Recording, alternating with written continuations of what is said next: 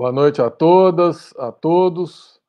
Estamos hoje aqui, dia 11 de agosto, dia do estudante, dia da Uni, dia dos advogados. Portanto, é uma data muito forte, muito importante. Queria homenagear todas as lideranças antigas da história do Brasil, todos os combativos estudantes que construíram, defenderam, tentaram a Uni nesses 83 anos de história da Uni, e também os advogados que têm tido um papel extraordinário contra esse estado de exceção seletivo e, ao longo da história, defenderam os militantes, a esquerda, os estudantes.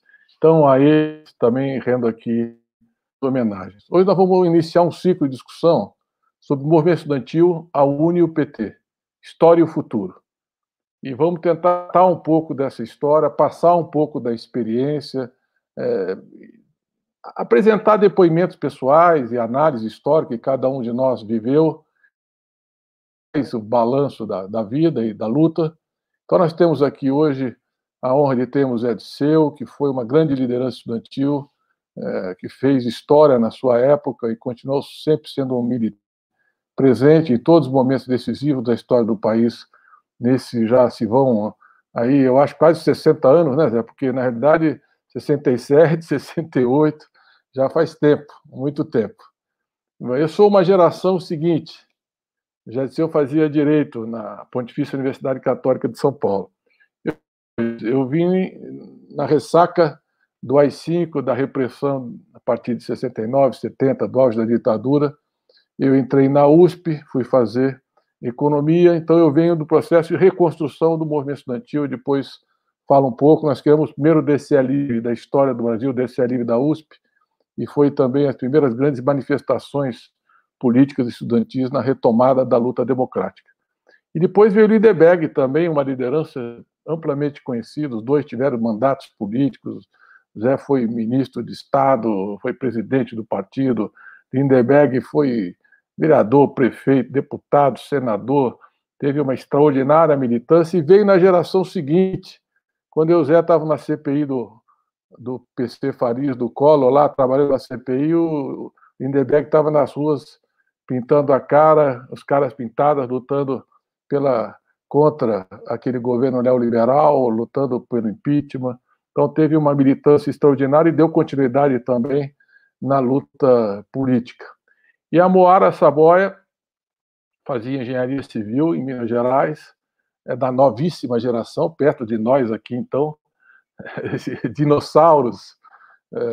Ela vem depois, foi da Uni em 2015 a 2017. É isso, né, Moara? Esse período mais recente pegou um período muito duro, período do golpe, período do retrocesso, período que a Uni teve um papel fundamental também na luta em defesa do governo popular da presidenta Dilma, dos governos do PT, na resistência ao golpe. Então foi um momento também muito testada na luta, uma luta muito dura, muito difícil. Nós estávamos lá no governo e ela estava lá na rua defendendo aquela experiência histórica que nós advertimos que ia dar nisso que deu. Então vamos começar pelo depoimento do Zé Disseu, contando um pouco a sua trajetória, a sua história, como é que ele lê aquele momento histórico, que balanço que você faz e o que você fala um pouco do futuro. Nós temos aí 1 hora, porque nós estamos em um pool de veículos. Queria agradecer aí o 247, Diário do Centro Brasil 247, a TV 247, Diário do Centro do Mundo, a revista Fórum, a TV PT, a Fundação Perseu Abramo, é um conjunto de instituições que estão hoje estimulando essa reflexão que nós vamos iniciar agora. Então, Zé Disseu, você com a palavra, por favor, conte um pouco sua trajetória, sua história. Muita gente já conhece, mas de viva voz é sempre mais interessante. Que balanço você faz e o que você gostaria de destacar nessa noite? Boa noite, Mercadante. Lindbergh, Moara e todos e todas que estão nos dando essa alegria de estarmos aqui juntos hoje, nessa noite, um dia tão especial, dia do estudante, né? 11 de agosto. Dia da pendura também, na época que eu era estudante. Nós íamos para os restaurantes, comíamos e saímos sem pagar. Dava cadeia muitas vezes, dava perseguição da polícia, repressão, mas era parte da indignação, da luta e também do humor, né, dos estudantes. Eu sou da geração pós-ditadura militar, cheguei na faculdade em 65, eu cheguei em São Paulo em 61, vim de uma cidade pequena do sul de Minas para ser office boy, almoxarifado, arquivista, e fazer curso chamado científico, né? Seria o ensino médio hoje, no Colégio Paulistano, que ficava na Rua Tagaá, na Liberdade, onde eu passei grande parte da minha vida. Foi uma grande decepção chegar na faculdade, né? Plena ditadura militar. Era um sonho, né? Fui fazer direito, e, ao mesmo tempo, lutando contra o desemprego, porque nós estávamos em plena ditadura, na austeridade daquela época. Roberto Campos Bulhões puseram um ajuste fiscal fortíssimo, grande desemprego, começou uma política de desnacionalização, de desmonte, como sempre, né, da era Vargas, acordo com os Estados Unidos de investimentos, uma reforma tributária, fim da estabilidade, criação do Fundo de Garantia, mas anos de muita luta, ao contrário do que muitos vendem, né? O povo trabalhador sempre lutou. Terminada a ditadura, Castelo Branco prorroga seu mandato, cancela as eleições em 65, que o Juscelino venceria, mas convoca eleições, não teve como cancelar as eleições de Minas e do Rio. E a ditadura perde. E vem o ato institucional número 2, que põe fim à eleição para presidente, governador, prefeito, área de segurança nacional, extingue os partidos políticos, depois cria a Arena e o MDB, mas os estudantes são a primeira vanguarda da luta contra a ditadura. Já em 65, a UNE consegue, na justiça, realizar seu congresso e elege o estudante de medicina, José Luiz Guedes, nosso companheiro até hoje, vive em Juiz de Fora, que é o presidente que luta contra a ditadura. Depois vem o Luiz Travassos, que veio da minha faculdade, da PUC, Direito, no meu Centro Acadêmico 22 de Agosto, que foi presidente da UED de São Paulo antes. A luta contra a ditadura começa com os estudantes, que lutam, em primeiro lugar, pela liberdade.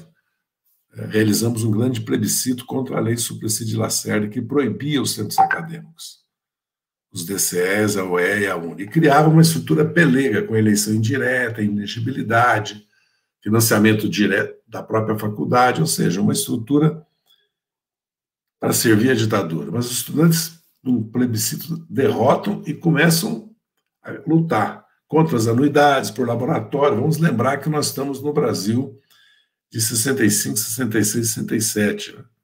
Um país que tinha menos de 60 milhões de habitantes, talvez 60, e os estudantes eram centenas de milhares, né? Quase uma dezena de milhões como hoje.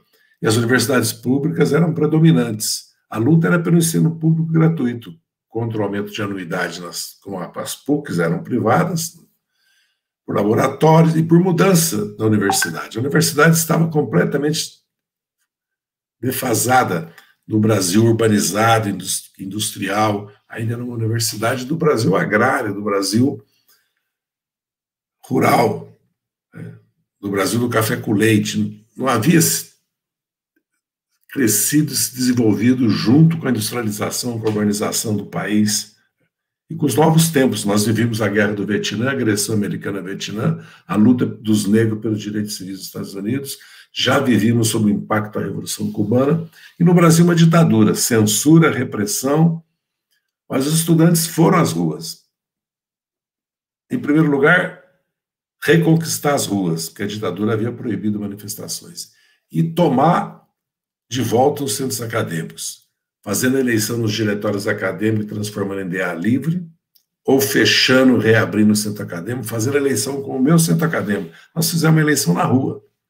Eu cheguei na faculdade, estava proibido, a associação atlética estava fechada, cineclube era proibido, feira de livro, atividade política, era um cemitério. As meninas sentavam separadas dos meninos, era uma estrutura muito autoritária, os professores conservadores, com exceção do deputado federal Franco Montoro, do PDC, né, Partido Democrata Cristão, depois foi uma das lideranças do MDB, governou São Paulo. Montoro era um homem corajoso, se opunha à ditadura. E o próprio reitor, que é pai do hoje jurista, nosso grande companheiro Celso Bandeira de Mello, Oswaldão Bandeira de Mello, que era um homem liberal. E nós ocupamos a faculdade, iniciamos um processo de luta, elegemos a direção do centro acadêmico, que eu fui o primeiro eleito nas ruas, com repressão, porque não pudemos fazer dentro da faculdade. Depois eu fui eleito presidente da UE também nas ruas, em todo o estado de São Paulo. Os estudantes tinham apoio dos bancários, dos comerciários, dos intelectuais, artistas, das classes médias antiditadura. A ditadura não tinha maioria no país. Por isso mesmo ela perdeu a eleição e acabou com a eleição. E depois vieram as greves operárias, porque havia um arroxo salarial, um desemprego grande, ainda havia uma recessão, milagre econômico, entre aspas, do governo Médici não havia chegado. Essa geração de 68 já teria um papel na história pela luta contra a ditadura, pela UNE, pelo papel do Travassos, pelo papel do Vladimir no Rio, pela Marcha dos 100 mil. Mas ela teve um papel que vai além da luta política contra a ditadura, que é uma revolução cultural. É o cinema novo, é o teatro de vanguarda, o Arena, o teatro Tuca da Católica, o TUSP. É a literatura que muda, é a arte gráfica, as artes plásticas, é a música popular brasileira, os festivais de música popular. Há uma grande... Nós, na verdade, viveríamos uma nova semana da arte moderna, não fosse o Ato Institucional número 5. E surgem também as organizações político-militares, já sob a influência da Revolução Cubana ou chinesa, e começam ações militares no país. Não houve uma guerra civil, não houve guerra de guerrilhas no Brasil, vamos dizer assim, mas uma série de tentativas de campos de treinamento, de implantação de núcleos guerrilheiros no Araguaia, em Goiás, houve a Serra do Caparaó, o Vale do Ribeira com Lamarca, uma série de iniciativas e ações de propaganda de sequestros, porque a tortura já era institucionalizada, os doicodes já, era a Operação Bandeirantes, na verdade, que deu origem depois aos doicodes, financiada por empresários, porque a ditadura militar não foi uma ditadura militar, foi cívico-militar. Vamos lembrar que o golpe é dado com Adhemar de Barros, Magalhães Pinto e Carlos Lacerda, 3 líderes políticos, 2 da UDN, que é a velha UDN golpista de 50,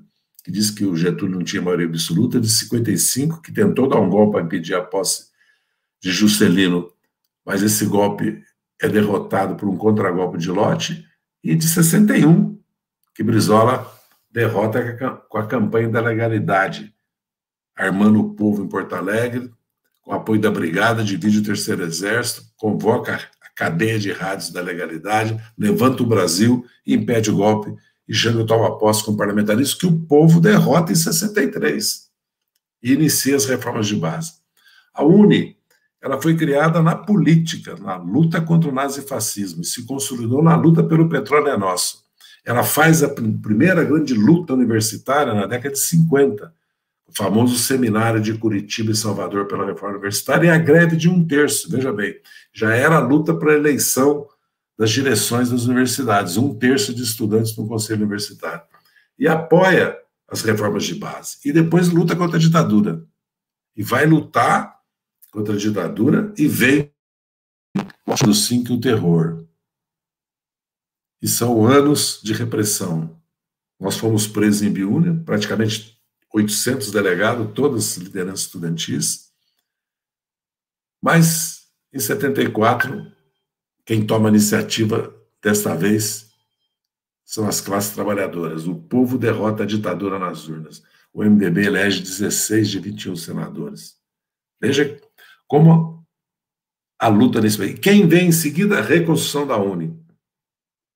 Logo em seguida vem a reconstrução da UNE, que termina em Salvador. E vem os novos presidentes da UNE, tantos que nós convivemos e conhecemos. E vieram as greves e antes a luta contra a carestia nos bairros. É a luta de novo, e os estudantes participando delas. Porque os estudantes saíram das faculdades e foram para os bairros. Os de direito da assistência técnica, outros fazer cursinho, outros participaram das lutas por moradia, por creche, por transporte, e principalmente a luta contra a ditadura. Mas aí surgem as grandes greves operárias, surgiu o ABC. Então vejam, aquela geração de 68 é substituída pela geração de 70. Eu, inclusive, quando cheguei na faculdade de volta, na década de 80, encontrei o Mercadante já lutando, já professor, já presidindo a entidade dos professores. Me lembro dele, inclusive, de sandália. Eu nunca me esqueço da primeira imagem que eu tive do Mercadante, de sandália com uma sacola de lado, bem da época, né? Que era o novo movimento estudantil que surgiu, que vai, inclusive, fundar o PT. Grande parte dessas lideranças vão fundar o PT. E vai lutar pelas diretas, vai lutar pelo impeachment do Collor. Veja a linha de continuidade dos estudantes na história do Brasil. Começamos lá com a luta contra o nazifascismo, o petróleo é nosso, reforma da universidade, reformas de base, luta contra a ditadura, depois reconstrução da Uni, diretas, impeachment, até a eleição do Lula. Então, uma longa história da participação dos estudantes esse dia 11 de agosto, nós temos que lembrar. E quero lembrar primeiro, Moara, das mulheres, algumas companheiras que caíram na luta. A Yara Velberg, a Helenira Rezende, a Maria Augusta Tomás, a Isis Dias, e lembrar do Ernestino Guimarães, que foi presidente da UNE, lembrar da Jane Vanini, lembrar daqueles que deram a vida lutando contra a ditadura, estudantes que só tinham a vida para dar, não tinham mais nada. Eram estudantes que moravam em pensões, trabalhavam, estudavam. A geração de 68, ela tem uma característica que é a primeira que sai de casa e vai trabalhar, fica independente dos pais. E confronta o autoritarismo com o Maio francês, denunciando a agressão no Vietnã, apoiando os direitos civis, solidários com a Revolução Cubana, e no Brasil lutando pela liberdade, pela democracia, como hoje. Se nós olharmos a juventude brasileira que ocupou as escolas secundaristas, que saiu às ruas em defesa da universidade pública e gratuita, em defesa da ciência, da tecnologia, porque essa geração de 68 está imbuída de Celso Furtado. É a geração que estudou com Florestan Fernandes, é a geração da Revolução Inacabada, a geração que abraça a Revolução, que sonha com o Brasil socialista. A geração que via os vietnamitas derrotar o grande império, né? E via a Revolução Cubana derrotar na Praia Girón também o império. E sonhava com um mundo melhor. Via os estudantes se levantarem em toda a Europa, começando pelo Maio francês. E tinha acompanhado a descolonização, a luta pela libertação de Angola, Moçambique, Guiné-Bissau, tão próxima de nós. Uma geração que sonhava com um mundo descolonizado, com um mundo solidário, fraterno, de igualdade e socialista. A minha geração, acho que deixou para o país não só o exemplo de luta, que é importante, de luta pelo Brasil, porque nós sonhávamos com um projeto de desenvolvimento nacional já, sonhávamos com uma revolução educacional científica e técnica, e a defesa da educação pública gratuita, que é a coisa mais importante, da soberania do país, que é um país sem universidades públicas, sem pesquisa científico-técnica, nunca será um país soberano. Ele tem que ter essa, que é a coisa mais importante que nós deixamos ao lado da revolução cultural, que a mulher, Moara, eu falei das lideranças, e são dezenas, centenas que presidiam centros acadêmicos, que saíam às ruas, que lutavam, que assumiram as direções, inclusive do TUCA e do TUSP, que eram basicamente companheiras que fundaram e tocaram o TUSP e o TUCA. E no cinema novo você vai ver isso também, na música popular, uma grande revolução, porque era a pílula anticoncepcional, era a mulher que trabalhava, tinha independência e já lutava contra o machismo. Já era uma realidade. Então, esse lado que eu sempre destaco da Revolução Cultural, que hoje nós vivemos no obscurantismo, a regressão disso, que o Bolsonaro tenta implantar no país. Então, a importância desse fato, inclusive, para a luta de hoje contra a ditadura, porque trata-se de um governo, não só um governo autoritário, mas um governo militar, e um governo que submeteu a soberania do país aos Estados Unidos, sua política externa e de defesa, e um governo ultraliberal contra tudo que nós lutamos, inclusive na educação privada hoje, vou terminar, Marcada, já é 80% e mais. O conteúdo, os métodos pedagógicos, dirigido por três grandes fundos de investimento internacional. Então, a luta que os estudantes têm hoje, na verdade, é uma continuidade de toda essa história. Muito obrigado. Não, e foi uma geração que marcou, né? A geração de 68, ela deixou uma herança muito rica. Eu entrei na universidade, no momento que eu comecei a militar intensamente, e o meu batismo, Zé, foi o assassinato do Paulo Vanucchi Leme. Porque assim que nós entramos, no trote, em fevereiro de 1973, chegou a notícia que tinham matado o estudante da geologia, que era do lado da economia do prédio da USP. A USP tinha mudado há pouco tempo da Maria Antônia lá para o Butantã, o campus era novo, por sinal, a geologia, ciências sociais eram barracos, era uma estrutura muito precária, e chegou essa notícia e nós suspendemos a chopada, o trote, enfim. A ditadura estava assim dentro da universidade, presente, né? O assassinato do Alexandre Vanucchi Leme foi uma coisa muito marcante. Eu me lembro que nós organizamos lá um grupo para conversar com o Dom Paulo Evaristo Arnes. Inclusive, a última vez que eu estive com ele, estava com o Gilberto Carvalho e a presidenta Dilma, já estava doente, retirado. Ele lembrava de tudo daquele período. E nós fizemos um ato ecumênico lá na Praça da Sé. Foi um ato muito importante politicamente para a nossa geração, e aquilo marcou decisivamente. O cenário era um cenário que vinha da derrota do AI-5, da imposição, a Constituição imposta pela ditadura em 69, tinha 3 artigos que falavam de pena de morte. O 477 era um decreto que qualquer contestação ao regime na universidade era jubilado e afastado. Havia serviço de informação, o SNI, nós inclusive depois a Comissão da Verdade levantou muita informação sobre isso em todas as universidades, em todas as escolas. Então, aquelas C14 do ICOD, do DOPS, a presença da repressão era uma coisa muito cotidiana na universidade. Então, foi uma geração que pegou um cenário econômico de exuberante para a ditadura, aquela gestão que o Zé Disseu muito bem mencionou, Roberto Campos e Bulhões, tinha dado lugar a Roberto Campos e Delfim. O Delfim vence o debate interno contra a visão fiscalista, monetarista, neoliberal, liberal, na realidade, não era neoliberal na época, do Roberto Campos, e impõe uma visão mais desenvolvimentista dentro do regime militar. A partir do segundo semestre de 67, e depois a economia começa a crescer, um modelo concentrador de renda, excludente, mas com crescimento, urbanização, com uma base social na classe média, Brasil ame ou deixo, apoio, Brasil campeão do mundo. Então havia um clima muito difícil e um processo de devastação nas entidades estudantis. Então, algumas coisas foram fundamentais para a reconstrução. Primeiro, o trabalho de base, trabalho de massa. Nós discutimos muito essa coisa do método de trabalho de massa.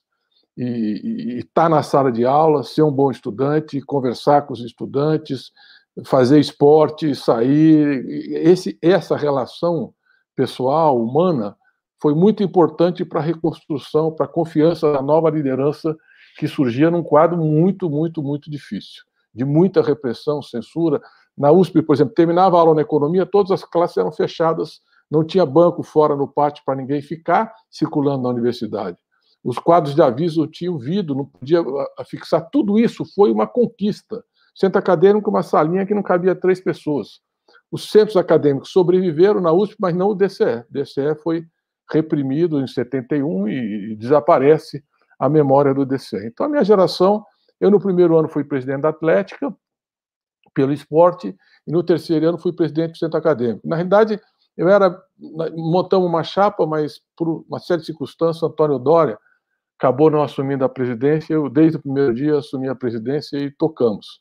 E a partir dali, em 74, nós começamos um trabalho de reconstrução da UNE, que eram os encontros setoriais. Eu me lembro conversando com o Raul Ponte em Campinas em 1974, há 46 anos atrás. E eu disputava muito na faculdade com o Sokol, que está até hoje com a gente na Executiva Nacional do PT.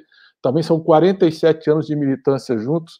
Nós já dissemos que vão... E de muita divergência, sempre disputando, nunca com a mesma posição. Hoje já estão muito mais próximos, mas foram períodos... Ele era da Libilu, era da Refazenda. E a gente disputava muito na política. Ele foi presidente do centro acadêmico, eu também. E aí começamos um trabalho que, quando vem o assassinato do Vladimir Herzog, que era um professor da ECA, a gente para a USP, uma greve geral, vamos para a rua e fazemos pela segunda vez um grande ato ecumênico com o D. Paulo, o Henri Sobel, que era o rabino, um ato ecumênico na Catedral da Sé, e aí o Erasmo Dias tentando segurar os estudantes, impedindo que chegasse, mas foi um ato muito forte politicamente, e ali a gente sai com a bandeira da reconstrução do DCE. Funda o DCE, lança o nome DCE Alexandre Vanucchi Leme, até hoje, DCE Livre da USP Alexandre Vanucchi Leme, foi numa assembleia ali na geologia que nós lançamos o nome, na geografia que nós lançamos o nome do DCE. Tivemos várias lutas muito interessantes em relação à democratização da universidade, política educacional, mas o centro da luta era a questão da democracia, das liberdades democráticas, da anistia ampla, geral e restrita, da Constituinte soberana. Era isso que movimentava. Na realidade, a minha geração, acho que toda nasceu profundamente democrática, porque viveu a ditadura, viveu o AI-5, viveu a perseguição, viveu a repressão.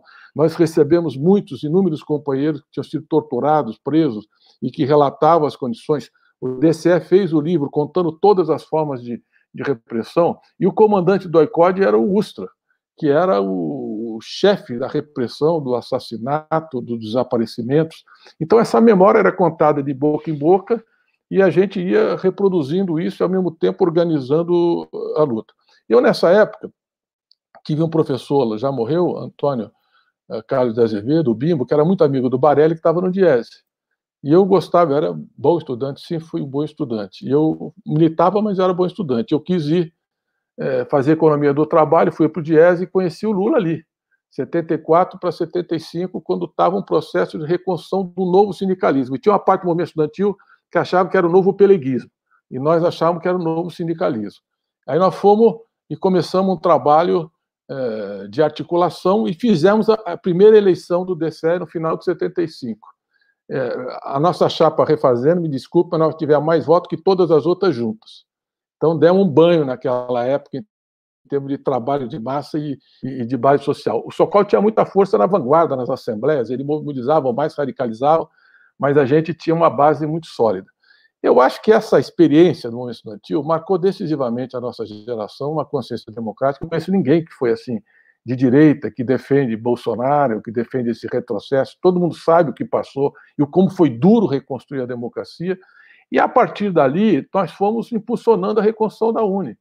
E fomos, pelos encontros setoriais, economia nós tivemos em São Paulo, na Bahia, em Minas Gerais, e depois começamos os encontros pró-UNE.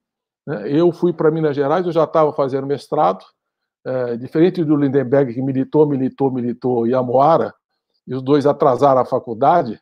Eu terminei, falei, não vou virar militante profissional, não, eu quero continuar estudando. Fui fazer direto mestrado na Unicamp, com Maria da Conceição Tavares, o Lessa, era uma geração muito interessante, Beluso, João Manuel Cardoso de Mello, era um momento de discussão e de busca de novas respostas, inclusive a política econômica, de retomar um pensamento crítico que rompesse com a visão da ditadura e construísse uma sociedade mais mercado de consumo de massa, distribuição de renda. Para concluir, ali nesse processo, desemboca depois na campanha das diretas. Aquele encontro em Minas Gerais, prenderam uns 1.000 estudantes, foi uma tragédia. Eu fui, já estava na pós-graduação, mas fui, o pessoal do DCE pediu para ir. E depois na PUC, quando eu fui dar aula, teve a invasão da PUC com o Erasmo Dias lá, buscando a Veroca, a Vera Paiva, que era minha companheira, minha amiga desde 47 anos, minha querida Veroca, e o Bundão, que era o Marcelo da Geologia, que era o companheiro dela, que ele queria prender, eram as nossas lideranças de massa. Nós, era o Geraldinho, eu, ela, a Laís Abramo, eram as pessoas que faziam as intervenções nas grandes plenárias. E pela Libilu, era o Sokol, o Glauco Arbix, o Zé Américo, o Ricardo Melo, tinha uma turma lá, era diferente, né, as nossas tribos. Agora, sempre teve uma cumplicidade histórica essa geração da reconstrução. E terminamos na luta pela anistia, 79, e depois a fundação do PT. Daí para frente eu não preciso falar, porque é uma história que a gente conhece mais. Mas eu fui ser presidente da Associação de Professores da PUC em 78, e aí continuei. Fundamos a Andes, eu fui primeiro vice-presidente em 1980, junto com a criação do PT. Eu fui para a CUT, trabalhei mais na CUT, no movimento sindical, até 84, eu fui para o partido bem mais tarde. E nesse período, no final dos anos 70, começo dos anos 80, eu fiquei viúvo, e o Travassos, que tinha voltado do exílio, separou da Marijane e nós morávamos juntos. Morava numa república. E era uma figura encantadora. Disputava com o Zé Disseu a liderança do espólio de 68. Eram dois estilos, duas visões diferentes, mas era muito interessante essa geração. Houve uma ruptura, né? Essa memória não passou totalmente, mas houve um processo de transferência da experiência. Eu acho que a gente veio na ideia de trabalho de massa, disputa de hegemonia, aliança, criar um bloco histórico para a transformação, a necessidade de um partido de massa, de reconhecer a liderança operária. Então, acho que foram duas histórias que uma experiência ajudou a alimentar e a reconstruir a outra. E aí eu passo o bastão da história aí por Lindenberg, que veio aí já no final dos anos 80, a campanha de 89 também, né, Zé? Foi uma campanha extraordinária que nós fizemos. Nunca tinha visto uma campanha presidencial, nem o Lula, nem o Ricardo Couto. A gente viajava, o Zé era secretário-geral do partido, e eu e o Lula viajávamos com eu, o Ricardo Couto, o Lula todos os dias, e a gente ia sentindo aquela massa, aquela energia, aquele Brasil profundo. E eu acho que ali o Lula tocou o coração do povo brasileiro e ficou para sempre ali. Depois o governo consolidou, mas a campanha de 89 foi a campanha que todo esse acúmulo, o movimento sindical, os intelectuais Paulo Freire, Antônio Cândido, Florestan, grandes, Mário Pedrosa, essa fronteira do conhecimento que foi para o PT, juntou as comunidades de base, juntou a esquerda organizada que veio para construir um partido estratégico de massa e o sindicalismo que foi a hegemonia do PT. Eu acho que tudo isso converge na campanha de 89 no PT e nós demos continuidade com os erros, com as nossas limitações, mas eu acho que foi uma luta extraordinária de mudança do Brasil, de conquista da democracia, de transformação histórica. Então, eu aqui publicamente agradeço a geração de 68, que teve um papel fantástico, e nós fomos uma geração da reconstrução, de retomada das lutas da rua, e entregamos o país com mais liberdade e conseguimos ser uma geração vitoriosa na derrota da ditadura, que vai ser um pouco mais tarde, mas foi essa geração que impulsionou a retomada e a construção. E a geração anterior somou e deixamos como herança para vocês. Toca aí, Lindenberg. Olha, primeiro, Mercadante, eu queria aqui começar agradecendo ao Márcio Jardim, que faz parte da diretoria da Fundação Perseu Abramo com a gente, e foi vice-presidente da UNE na década de 90. Ele foi vice-presidente da UNE na gestão do Capelli. E, na verdade, ele que está à frente desse curso sobre movimento estudantil, está sendo organizado pela Fundação Perseu Abramo. As inscrições ainda estão abertas. Nós vamos ter uma série de atividades aqui. E, Mercadante, está sendo um prazer de estar na Fundação Perseu Abramo contigo. Você é o presidente, eu sou o diretor de formação. E, Moara, para mim é uma satisfação enorme, Moara, estar aqui com o Zé Disseu. Que eu quero explicar um pouco essa história da trajetória do movimento estudantil. Lembrando, Mercadante, que a primeira grande passeata dos estudantes no movimento Fora Collor foi no dia 11 de agosto, exatamente há 28 anos atrás. Eu tinha 22 anos, agora tenho 50 anos, exatamente numa terça-feira na época, nós fizemos uma passeata que foi um susto no Brasil, porque, na verdade, ninguém estava esperando uma passeata daquele tamanho. Mas deixa eu voltar um pouco, que eu quero falar sobre Zé Disseu. O meu pai foi vice-presidente da UNE, Zé Disseu, em 1959, na gestão do Oliveira Guanais. E eu nasci um pouco com essa história da UNE. Eu me lembro que, aos 14 anos de idade, eu era encantado com a história do Che Guevara, mas conhecia a história da União Nacional dos Estudantes. E eu acabei virando presidente da UNE, no meio daquele processo do Collor. E lembro, inclusive, que meu pai tentava me convencer, porque eu tranquei o curso de medicina na Universidade Federal da Paraíba e fui morar lá em São Paulo, numa república. E meu pai tentou me convencer naquele momento que uma coisa que nos perseguia, Zé Disseu. Ele dizia, cara, a UNE foi numa época passada. Meu pai foi vice-presidente da UNE justamente ali no meio daquele debate sobre as reformas. Ainda era no governo Jânio Quadros. Meu pai teve naquela recepção a Che Guevara, quando Che Guevara veio aqui ao Brasil, tem uma foto com o Guevara que sempre foi um motivo de grande orgulho dele. Eu fui criado numa casa que meu pai defendia a União Soviética, defendia Brizola, com muitos de sua geração, defendia Miguel Arraes, e essa história da UNE era muito presente. Mas quando eu fui ser presidente da UNE, eu me lembro do choque com ele, que dizia, puxa, a UNE é uma coisa do passado, a UNE não existe mais. Era um pouco esse sentimento. E eu me lembro que o Zé Disseu e o Vladimir Palmeira eram figuras que eu olhava assim, que, cara, o Congresso de Biúna, quando todo mundo foi preso ali, os combates na rua Maria Antônia, né, lá em São Paulo, Zé Disseu com o pessoal do Mackenzie, Vladimir Palmeira, a passeata dos 100 mil, né, inclusive uma das coisas mais deliciosas da história é quando você vai ver Nelson Rodrigues falando e criticando a passeata dos 100 mil, dizendo que não tinha negro ali na passeata dos 100 mil. Tudo isso era uma coisa que povoava, e a gente tinha ali uma coisa, puxa, será que a gente consegue? E essa história, na verdade, não era correta, porque o movimento estudantil jogou um papel grande na luta pela anistia. A campanha das diretas não foi uma coisa só do movimento estudantil, não foi como o Fora Collor, uma coisa que surgiu só dos estudantes, mas tinha uma participação do movimento estudantil gigantesca. A luta nas universidades públicas.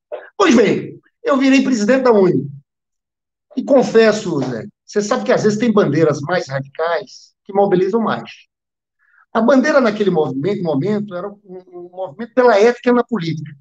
Me lembro que no domingo, o Lula tinha participado, eu tinha em São Paulo, na Praça da Sé, um grande movimento pela ética na política.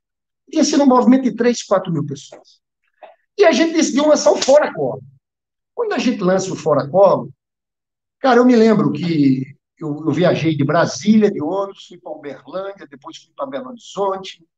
Fui lá em Belo Horizonte, teve um congresso de estudantes de comunicação, como tinha briga entre forças políticas, uma parte me vaiou. Eu pego o ônibus para São Paulo, no dia dessa mobilização, e eu confesso que eu ficava escutando aquilo que meu pai falava. Puxa, será que o movimento estudantil acabou? E a gente chamando a passeata. Eu chego em São Paulo, eu vou para a USP, passar em sala de aula na mobilização. Naquele período, começaram as denúncias contra o Collor, e teve uma minissérie da Rede Globo chamada Anos Rebeldes. Foi uma minissérie muito bem feita, que relatava um pouco aquela história, uma minissérie que falava do romantismo daquela luta da juventude. A gente, inclusive, trabalhou isso. A gente fez cartaz dizendo Anos Rebeldes, próximo capítulo de Fora Collor. E eu lembro que eu saio da USP, Zé Disseu, e você, junto com o Mercadante, eram deputados, estavam na comissão lá. Quando eu chego na Paulista, eu tomo um susto. Aquele mar de gente. E aquilo foi uma coisa que, a partir dali, foi uma terça-feira. Na quinta-feira, o Collor de Mello disse o seguinte: o povo tem que ir às ruas no domingo de verde e amarelo. A gente chamou o povo para ir de preto, aí foi multidão. Aí cada dia era um lugar diferente no Brasil. Eu estou falando isso porque, veja bem, ali era a aplicação dessas mesmas políticas neoliberais. E eu tenho eu, quando analiso a história, eu acho que aquele momento foi fundamental. Ali eles não conseguiram aqui no Brasil privatizar Banco do Brasil, Caixa Econômica Federal, Petrobras, Eletrobras, porque teve resistência. Aquele processo ali, o Collor estava vindo com tudo, como o Menem na Argentina estava indo com tudo. Eu falo tudo isso, não quero me alongar. Foi um momento muito bonito. Você tem uma ideia? A gente chegou a fazer uma manifestação que acabou no Anhangabaú de 1 milhão de pessoas. E a força era muito dos estudantes. A gente fazia manifestação de manhã e ocupava o Anhangabaú. Mas a gente levava uma multidão. Então, nós, naquele momento, tivemos esse protagonismo, e eu quero encerrar dizendo o seguinte: eu vejo muitas semelhanças naquele movimento contra o Collor da situação atual do país com o Bolsonaro. Eu, desde que Bolsonaro entrou, eu disse, vão ser os estudantes que vão derrubar o Bolsonaro. E no primeiro ano do governo Bolsonaro, teve aquelas manifestações gigantescas. Eu, Mercadante, Zé Disseu, se não houvesse a questão da pandemia, tinham sido os estudantes, porque nós temos uma universidade pública com muito mais diversidade. Está aqui a Moara, que vai falar, uma jovem feminista negra. A universidade, na minha época, era muito classe média branca. E houve essa transformação dos nossos governos. Então, até pela situação do movimento sindical, que a gente sabe das dificuldades, eu acho que os estudantes são um grande motor de luta contra esse governo do Bolsonaro. Eu, às vezes, quando converso com estudantes, quando eu vou para Calorado, eu digo, pessoal, acreditem, façam. Aí eu conto cada coisa que a gente fez. Eu me lembro da luta contra a Vale do Rio Doce, mercado, da privatização. Eu e 200 caras, estudantes. Eu já tinha largado a presidência da UNE.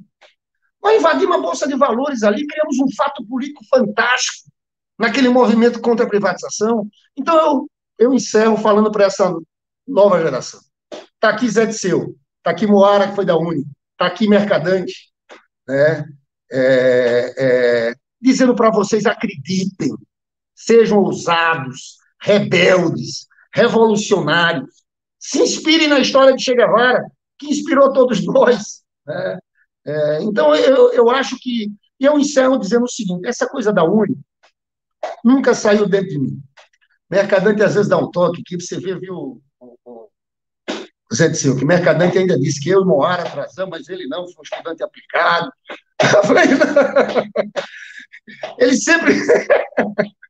Mas Mercadante, às vezes, diz para mim, pô, Lindenberg, você já está com... Eu tenho orgulho do movimento estudantil fazer parte disso. Eu fui prefeito de Nova Iguaçu, eu fazia assembleia com professores, eu fazia reunião em tudo, reunião com as comunidades. Eu, como presidente da UNE, então, quando hoje perguntam para mim, você gosta de ser chamado de ex-senador, ex-prefeito, ex-deputado? Eu digo, eu gosto de ser chamado de ex-presidente da UNE.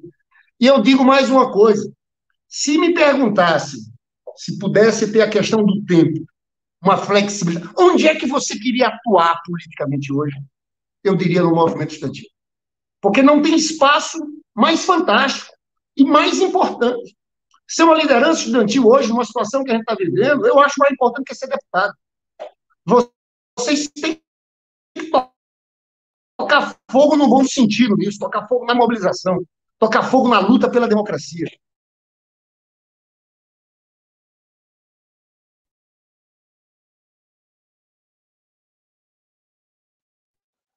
Ô Lindenberg, então é essa a minha que chamar, não sei se...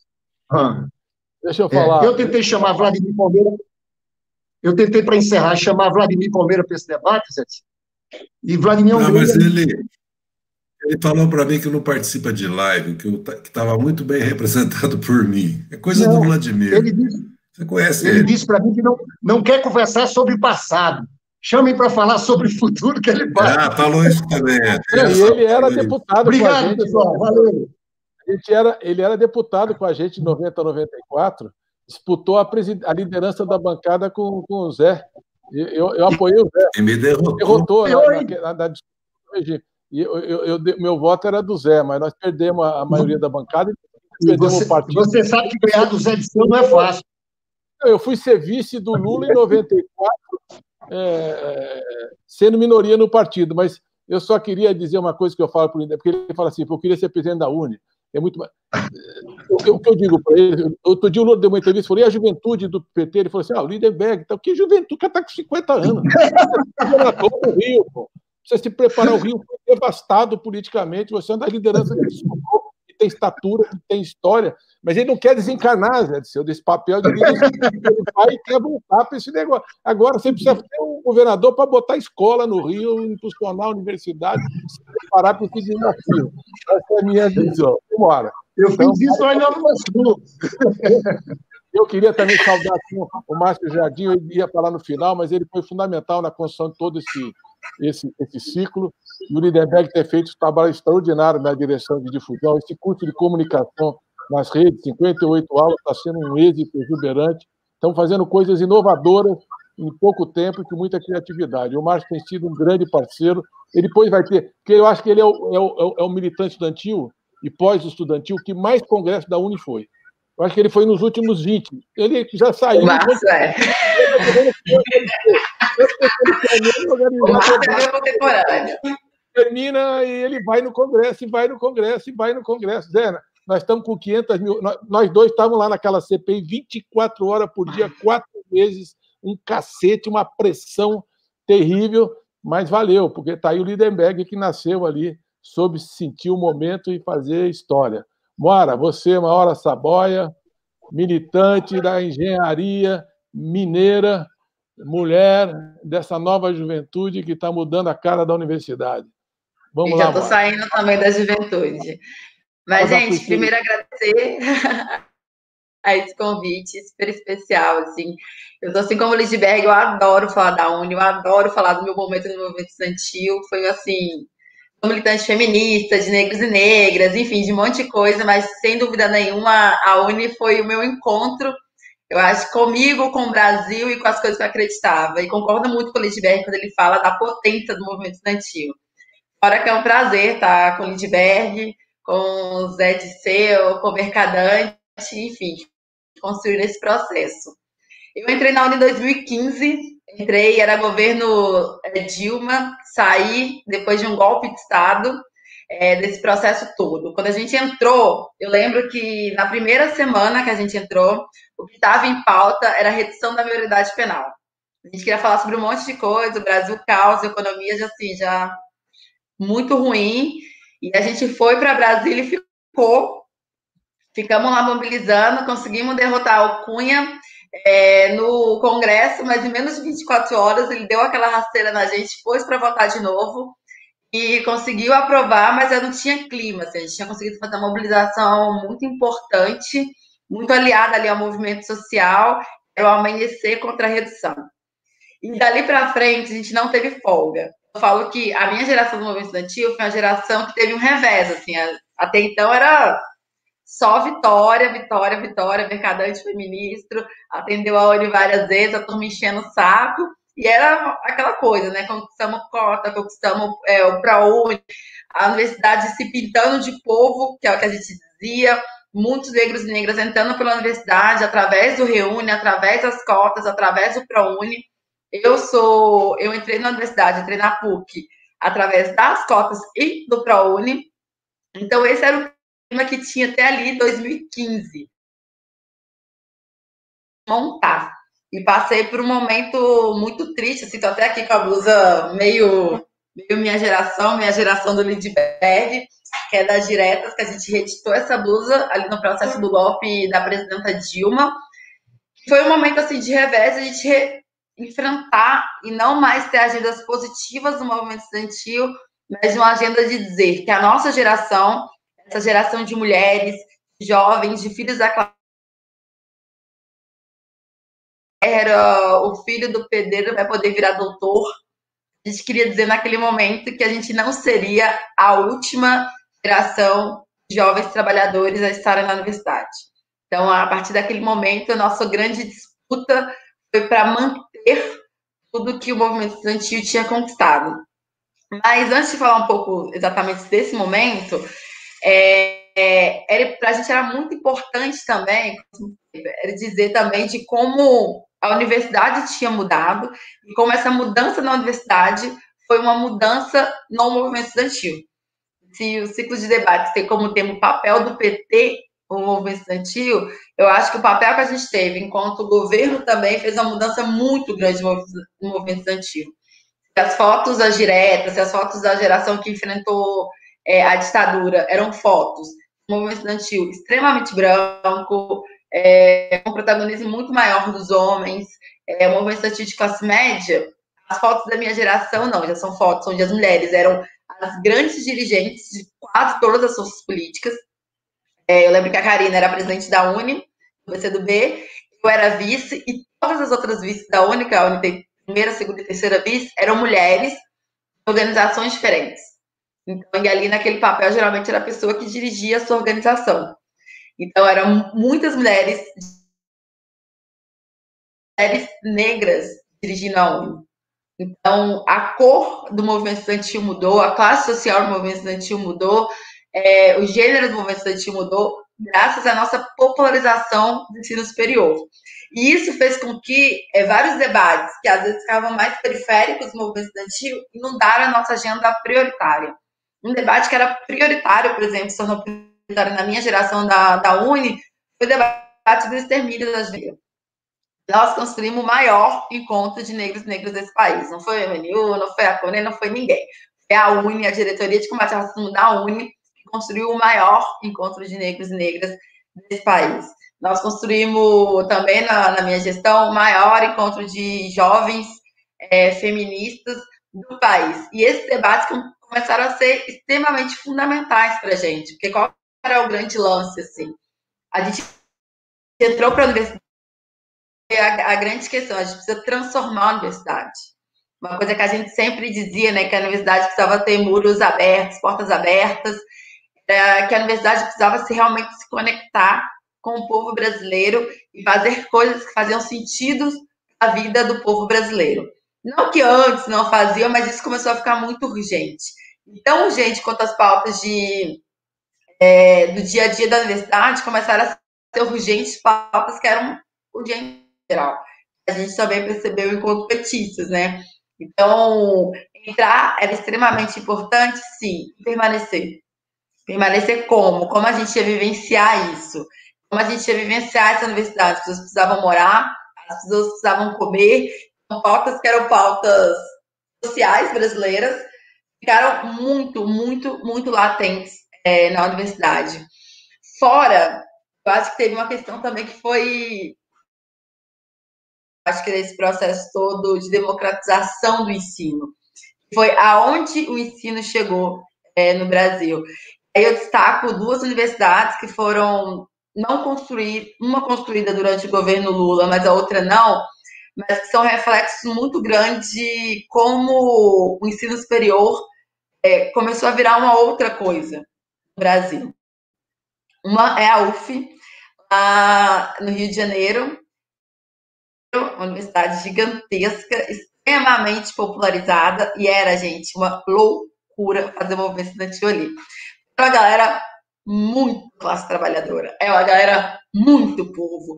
Eles levavam tudo isso e todas essas demandas assim, para o movimento estudantil de uma forma muito forte. E é uma universidade muito grande, que ela surfou assim, na época do Reúne, se expandiu, foi para o estado inteiro, era uma loucura. E a outra foi a Unilab, que foi criada durante o governo Lula, que tem no Ceará e na Bahia. Para mim é uma repactuação imensa, assim, uma tentativa de repactuação imensa com a história do Brasil, a história dos negros e negras no Brasil. Então, conheci a Unilab, uma universidade extremamente interiorizada em 2 estados do Nordeste, e que levava para esse estado uma galera de vários países da África, e, enfim, uma realidade que o povo brasileiro não tinha tanto contato, né? Eu sou de um estado como Minas Gerais, tem muita universidade federal, já tinha essa coisa da interiorização, mas a interiorização a partir de uma elitização muito forte. Quando você pegava ali a UFOP, por exemplo, não qualquer pessoa conseguia se manter na UFOP, então tinha todo um perfil de estudantes que invadiam essas pequenas cidades. Então isso também foi quebrando, isso foi mudando o ensino, mas isso também mudou muito o movimento estudantil brasileiro. E aí, acho que isso é fundamental para dizer qual que é o papel do movimento estudantil que a gente acha, né? Porque a gente compara muito o movimento estudantil com o movimento sindical. Mas o movimento estudantil não é o sindicato dos estudantes. Não está ali com o seu papel de defender o direito e as pautas dos estudantes dentro da universidade. O movimento estudantil ele só faz sentido quando ele é capaz de defender a juventude, quando ele é capaz de defender o povo brasileiro. E todas as vezes que a gente fala que a Uni foi muito grande, a Uni extrapolou o seu potencial, que foi marcante para a história da Uni, é quando ela cumpriu esse papel. Quando ali, em 68, ela foi firme contra a ditadura, ali, 64, 68, que foram anos mais fortes. Quando a Uni construiu os caras pintados, quando a Uni lutou pela direta já, quando enfrentou os golpes que a gente viveu, foi para as ruas contra as PECs que a gente combatia, que retiravam direitos, enfim. O movimento estudantil, a marca histórica do movimento estudantil é sempre, não quando ele se fecha e vai debater se vai ter mais vagas, se vai ter um ensino de qualidade, isso é importante, mas quando ele pega toda essa potência da juventude e se joga para defender o povo brasileiro. Então, enfim, assim, por isso que para mim é tão forte ter sido da Uni, assim, porque eu acho que, já concluindo, tão forte esse da Uni muito por isso, assim, sabe? Porque eu acho que ali eu pude defender a pauta dos negros e negras do Brasil, não só pra gente, com a gente, mas dizer assim, olha, a pauta do racismo não é uma pauta só nossa, negros e negras, é de todo mundo, E aí, os estudantes toparam essa questão. Ali a gente pode defender a pauta das mulheres com todo mundo. Os estudantes toparam esse desafio. Então, por isso que eu acho que a Uni marca tanto a gente, porque, enfim, não é uma defesa de um quadradinho, mas a defesa do povo brasileiro de uma forma muito firme, sempre muito reverente. Nós vamos ter que respeitar o horário aí, então eu queria terminar passando a palavra para o Zé Disseu e fazer essa conclusão, porque Zé tem um esforço muito grande em tentar apagar a imensa contribuição que você deu à história desse país, desde a sua militância estudantil. Então, qual é o recado que você deixa aí para a nova geração, para a juventude, para a luta estudantil? Queria deixar um abraço para o Sorriso, também secretário nacional da Juventude. Deve estar muito contente, porque ele via pedindo há muito tempo coisa dessa forma. Grande Sorriso. E ao Marcos também, secretário nacional de combate ao racismo. De tudo que eu fiz na vida, uma das coisas que eu mais me orgulho foi a lei de cotas em 2012, quando eu era ministro, que mudou a história da universidade. Né? O Enem, a EUNE, o ProUni foram coisas extraordinárias. Zé, você com a palavra para fechar, você é o mais velho, tem prerrogativa e precedência. Manda o teu recado para a juventude, acho que todo mundo vai concordar aqui. Abre o microfone, Zé. Abre o microfone. O Lula vai fazer 75 agora em outubro, eu faço em março. Primeiro, cumprimentar o Márcio, a Fundação, o Mercadante, o Lindbergh, não só por essa realização, esse seminário, mas outros. E lembrar do Genuíno. É muito importante ouvir um depoimento genuíno sobre o movimento estudantil. Infelizmente, o Travassos, ele faleceu em 82 num acidente de carro. Muitos companheiros e companheiras que deveriam estar aqui não estão conosco, mas fica a memória deles e a homenagem a eles também. A minha mensagem é a mensagem que não acreditem que o povo brasileiro é conservador. Não acreditem em menos direitos, mais emprego. Isso é propaganda política. Aqui nesse país, o povo lutou sempre. Elegeu 4 vezes, nos deu um voto de confiança para governar o Brasil 4 vezes, e daria a 5ª.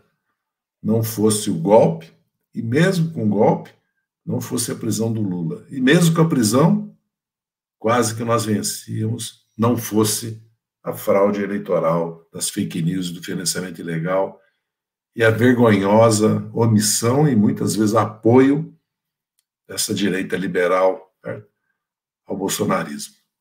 Esse povo é que derrotou a ditadura.